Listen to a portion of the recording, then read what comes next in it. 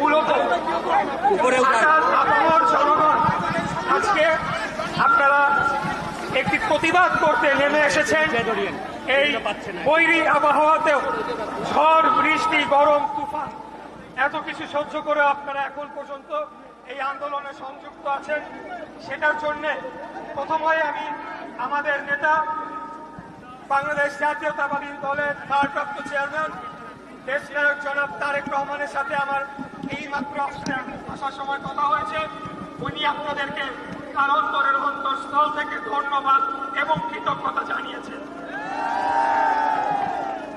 প্রিয় উপস্থিতিবৃন্দ, আজকে এই যে আন্দোলনটি আমরা শুরু করেছি একটি পর্যায় পর্যন্ত নিয়ে আসা হয়েছে।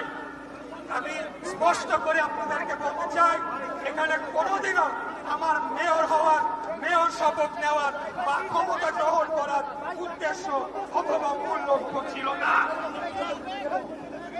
আমরা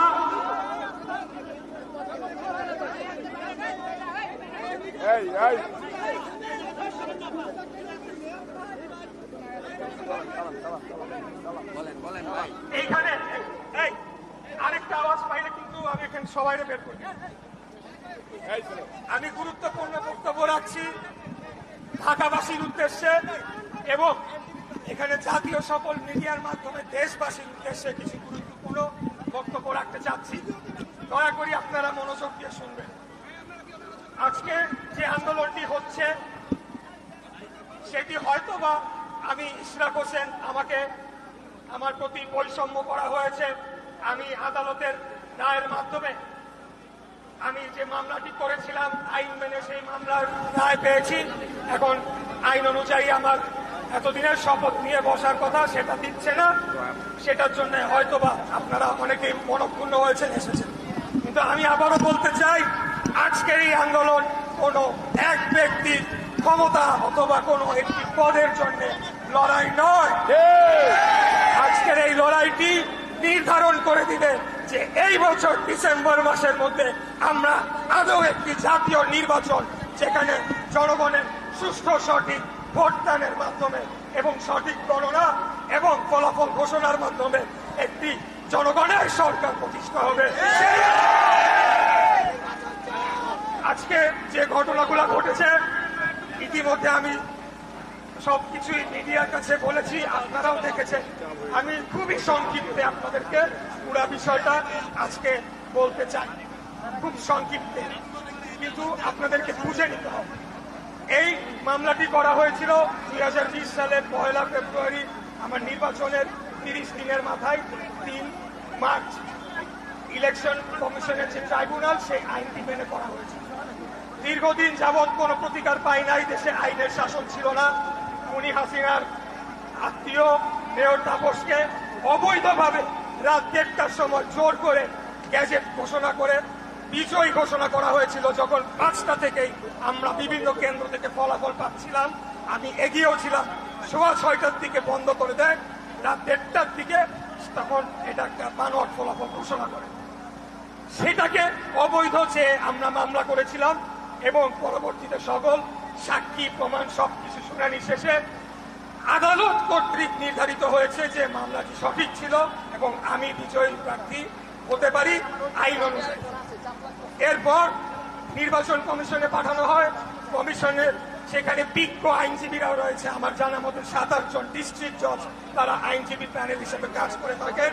তারা পুরো মামলাটি পুঙ্খানুপুঙ্খভাবে সেটিকে পরীক্ষা নিরীক্ষা করে দেখেছেন এবং নিশ্চিত করেছেন একটা যাতে এখানে কোনো গ্যাপ না থাকে, কোনো ভুল না থাকে। তারপরেও এক অদৃশ্য চাপে নির্বাচন কমিশনকে বাধ্য করা হলো আইন মন্ত্রণালয়ের কি মতামত চাওয়ার জন্য। নির্বাচন কমিশন একটি স্বাধীন সার্বভৌম সংস্থা, তারা যে সিদ্ধান্তটি নিবে সেটিকেই আমাদেরকে মেনে নিতে হবে। আমরা যদি এই চর্চাটা যদি এখন থেকে আমরা আমাদের মাথায় না আনতে পারি তাহলে বাংলাদেশে গণতন্ত্র প্রতিষ্ঠা কোনোদিনও হবে না। এখন অতীতে যা হচ্ছিল ভিন্ন ব্যানারে একই জিনিস চলতে থাকে। এরপর গেল আইন মন্ত্রণালয়ে, আবার আসলো ইলেকশন কমিশন, তার আইন অনুযায়ী গ্যাজেট করলো।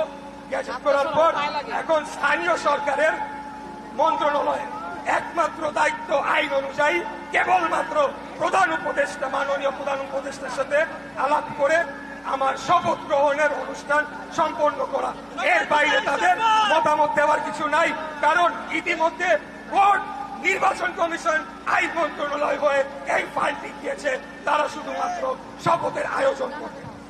এরপরে আপনারা দেখেছেন একটি নতুন দল, যাদের ব্যাপারে আমি অত্যন্ত আশাবাদী ছিলাম, সত্যি কথা বলতে, যে নতুন তরুণদের একটি দল প্রতিষ্ঠা হচ্ছে। এটা বাংলাদেশের রাজনীতির জন্যও ভালো, আমাদের জন্যও ভালো। তরুণরা নেতৃত্বে এগিয়ে আসুক।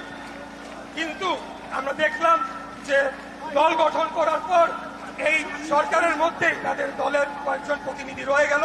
তার মানে আমরা যে কারণে আন্দোলন শুরু করেছিলাম 2011 সালে, যে একটা সম্পূর্ণ নিরপেক্ষ সরকারের অধীনে জাতীয় নির্বাচন হবে, সেখান থেকে আবার আমরা পেছনে গেলাম। এখানে আমি একজন উপদেষ্টার উদাহরণ দিব, জনাব নাহিদ ইসলাম। অত্যন্ত উনি একটা ভালো পদক্ষেপ নিয়েছেন, প্রশংসনীয়। উনি পদত্যাগ করে গিয়ে রাজনীতি গিয়ে জয়েন করেছেন, রাজনীতি করছেন।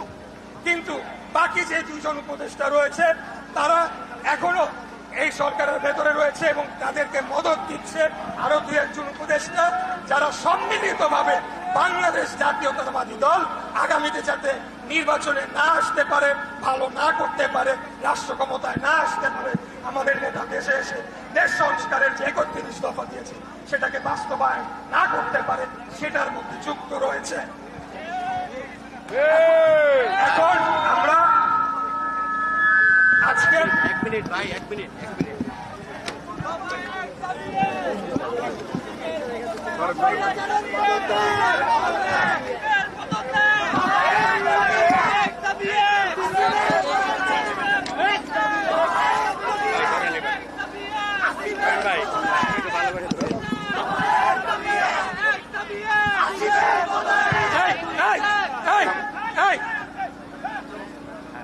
নেতৃবৃন্দ, আমি সংক্ষিপ্ত শেষ করে দিব, কিন্তু এই পুরো বিষয়টিকে আমাদের একটু উপলব্ধি করার ব্যাপার রয়েছে। এই যে আমার ঘটনাটি নিয়ে আমরা যেটি দেখতে পেলাম, যে সরকারের ভেতর থেকে বিচার বিভাগের উপরে হস্তক্ষেপ করা হয়েছে রায় প্রদানের সময়, নির্বাচন কমিশনকে এক প্রকার জিম্মি করার চেষ্টা করা আজকে হয়েছে, আপনারা দেখেছেন। এবং সম্পূর্ণ ব্যুরোক্রেসি তারা নিয়ন্ত্রণ করছে। এখন এই অবস্থায় আমার একজন প্রার্থী, আমার সাথে যদি এই আচরণ করা হয়, যখন জাতীয় নির্বাচন হবে, রাষ্ট্র ক্ষমতা পরিবর্তনের প্রশ্ন চলে আসবে, তখন কি আপনারা আশা রাখতে পারেন যে নিরপেক্ষভাবে বাংলাদেশে জাতীয় নির্বাচন হবে? এরা এই সরকারে থাকা অবস্থায় না না না, আপনারা বলেন না কেন ভাই? হবে? হাসিনার আমলে কি হয়েছিল? একই কাজ তো করেছিল। সে বিচার বিভাগের উপরে হস্তক্ষেপ করেছে, নির্বাচন কমিশন ধ্বংস করেছে, প্রশাসনকে সে ব্যবহার করেছে, তাই কিনা? আমরা কি আরেকটা স্বৈরাচারের জন্ম হতে দিতে পারি? স্বৈরাচারের জন্ম এই বাংলাদেশের মাটিতে আমরা হতে দেব ইনশাআল্লাহ। আর যদি হয় হাসিনার যে পরিণতি হয়েছে, 17 বছর আমরা যেভাবে রক্ত ঘাম জীবন এক করে জীবন দিয়ে খুন হয়ে মামলাকে জেল কেটে নির্যাতিত হয়ে খুনি হাসিনার পলায়নের প্রেক্ষাপট রচনা করেছিলাম, আমরা যে কোনো স্বৈরাচারকে যে কোনো সময় উচিত জবাব দেওয়ার জন্য প্রস্তুত রয়েছি। এখানে বলছি, কোন মেয়রের বিষয় না, কোনো কিচ্ছু বুঝি না। এখানে আমাদের রাষ্ট্রের যে মৌলিক রাষ্ট্র ব্যবস্থা, সেটার প্রশ্ন চলে আসছে। এবং এই কর্মকাণ্ডের মধ্যে দিয়ে এই উপদেষ্টা যারা এটার মধ্যে জড়িত, সরকারের নির্দেশ ছাড়া তো অবশ্যই এই পর্যন্ত এটা আসতো না। অতএব উদ্দেশ্য সম্পর্কে আমরা জনগণের সামনে আজকে উন্মোচন করে দিলাম। এখন এরা কিভাবে সংশোধন করবে, কিভাবে তারা তাদের নিরপেক্ষতা ফিরে পাবে, সেটা তাদেরকেই সেই পদক্ষেপটা নিতে হবে। এবং আমি ব্যক্তিগতভাবে মনে করি তার প্রথম কাজটি হচ্ছে স্থানীয় সরকার উপদেষ্টা জনাব আসিফ মাহমুদ সজীব ভুঁইয়াকে অবিলম্বে পদত্যাগ করতে হবে। এরপর আরেক ছাত্র নেতা জনাব মাহফুজ আলম উপদেষ্টা, তাকেও পদত্যাগ করতে হবে।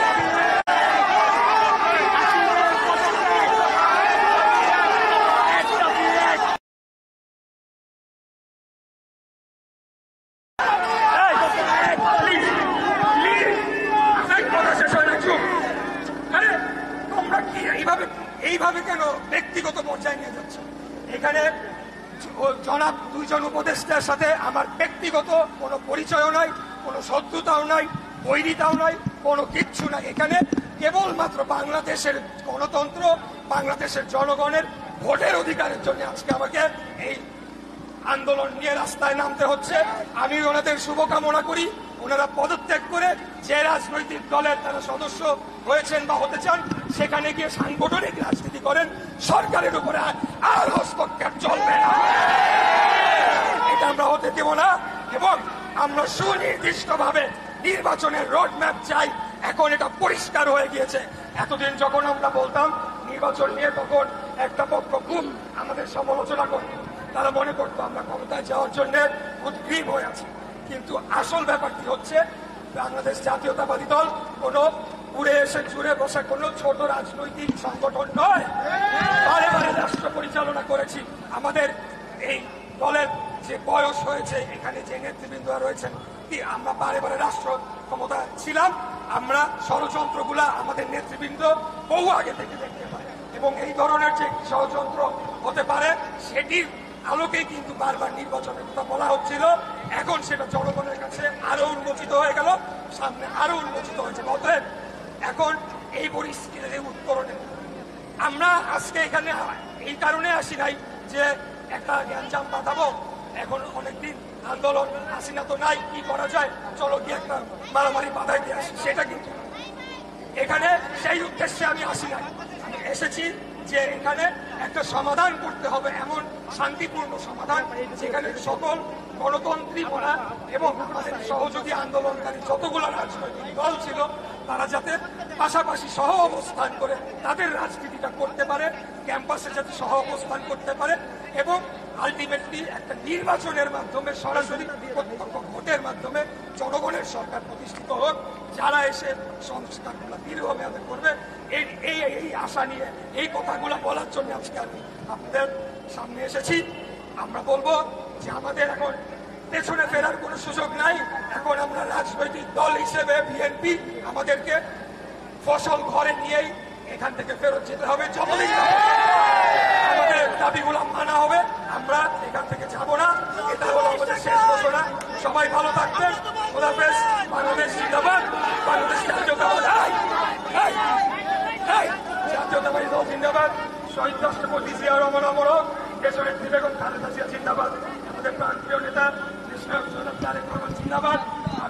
সর্বস্তরের জনগণ, ঢাকার বাইরে পেশাজীবী, শ্রমজীবী, ব্যবসায়ী যারাই রয়েছে এবং একেবারে প্রান্তিক পর্যায়ে দরিদ্র কৃষক ভাইদের সহ সবাইকে বলবো, যদি কোনোভাবে আমার কথাগুলো আপনাদের কানে পৌঁছায়, আপনারা তো আপনাদের ভোটের অধিকার ফেরত চান। সব সময় মনে রাখবেন আমাদেরকে যে অপবাদ দেওয়া হচ্ছে এগুলো একটা চক্রান্তের অংশ। আমরা আপনার আমার ভোটের অধিকারের জন্যই লড়াই করে যাচ্ছি, এর বেশি কিছু না। ক্ষমতা আমাদের জন্য মুখ্য না। যদি মহান আল্লাহ তাআলা চায় আমি ওই মেয়রের চেয়ারে গিয়ে বসতেই হবে আল্লাহ। আর যদি আল্লাহ আমার কবলে সেভাবে না লেখা রাখে তাহলে মৃত্যুর আগ পর্যন্ত তো বসতে পারবো না। আমি সেইটাই বিশ্বাস করি। আমি নীতি আদর্শ নিয়ে এখানে আজকে রাজনীতি করতে এসেছি এবং জনগণের ন্যায্য অধিকার দাবি আদায়ের জন্য আমরা রাজপথে অবস্থান করছি। আমাদের পাশে কতগুলো ভাই রয়েছে, আমি ওনাদের পরিচয় করতে গেলে অনেককে দিতে হবে। তারা 5 দিন যাব, 6 দিন যাব, বৃষ্টিতে ভিজে, রোদে ভিজে এই যে আন্দোলনটি করছে, আপনাদের কি মনে হয় ইশরাকের মেয়রের জন্য? না, আপনার আমার জনগণের ভোটের অধিকারের জন্য। আমিও সর্বাত্মক ভাবে এই আন্দোলনে যোগ দিলাম। আমিও পাশাপাশি এখানে অবস্থান করবো যতদিন হবে। ভালো থাকবেন।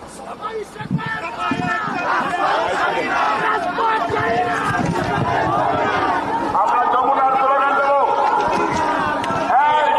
আমরা কি যমুনা ফেরত যাবো? যমুনা ফেরত যাবো।